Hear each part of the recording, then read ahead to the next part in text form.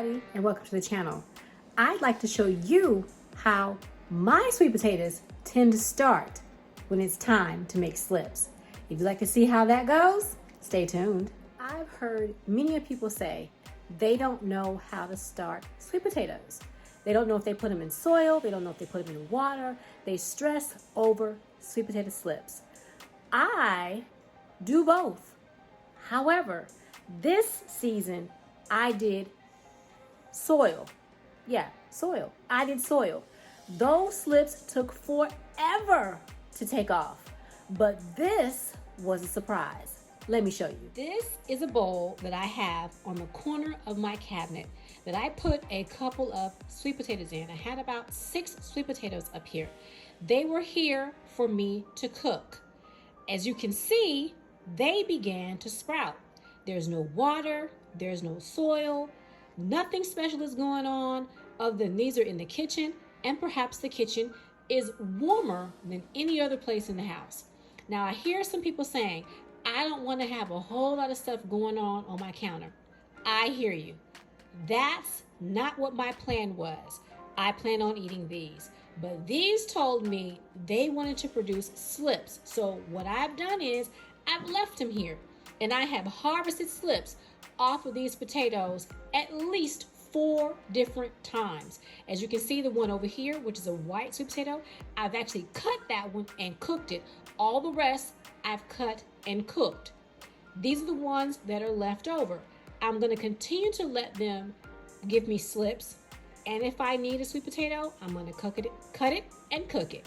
Let me show you what I've harvested. Are the potato slips that I've harvested this week. I don't know how many are in here, a handful. I just plucked them off, sat them in water. They've been in this cup maybe 3 days, maybe 4 days. They have not been in here very long, but I took them off. That's a really tiny one floating in there. That just fell off. I threw it in there just in case to see if it was gonna actually do anything. But I took these out and I'm gonna go take these outside and put them in the garden because they're ready to go. So here are my outdoor sweet potatoes. I have this container, this cup that I picked the potatoes off, and I just put 2 potatoes in this container. And they continue to make. I don't believe they'll have time enough to make potatoes if I put them in the garden, but I feel some kind of way about throwing them out. They just continue to grow, and I've plucked all the slips off of the ones that are in the house. And I was going to cook that potato, but it keeps growing just like this. You are fretting over sweet potatoes. Don't. Put them in the kitchen. Put them in a bowl. Let them chit. Let them sprout. Pluck those sprouts off. Put those in water and put them in your garden. There is no need for you to fret any longer over how do I start sweet potato slips.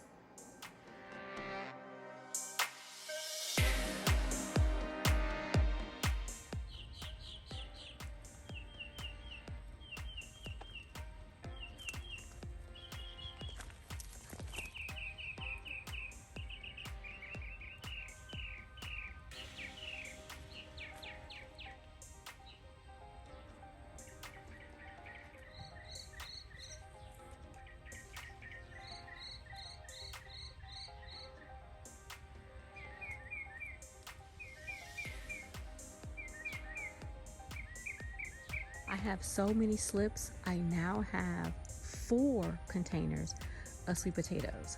Now, my garden is suffering a great deal because of all the excessive heat, but I've moved the sweet potatoes over here.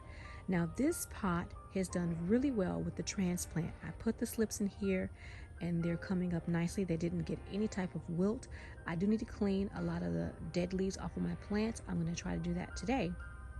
But I have space in this pot to put more slips, and that's what I'm going to attempt to do.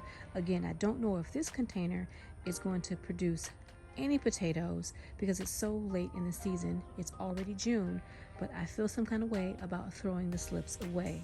So I have 4 containers of sweet potatoes, and I've got my fingers crossed and a few other things crossed, because this year I really would like to get some sweet potatoes. I have been running back and forth in the house. I am hot, I am sweaty, so I've got to get back out in the garden because I'm working on a project. So I want to thank you for joining me today quickly in the kitchen. If you like this content, hit that like button, share my videos, subscribe to my channel, and I'll see you either in the kitchen or the garden real soon.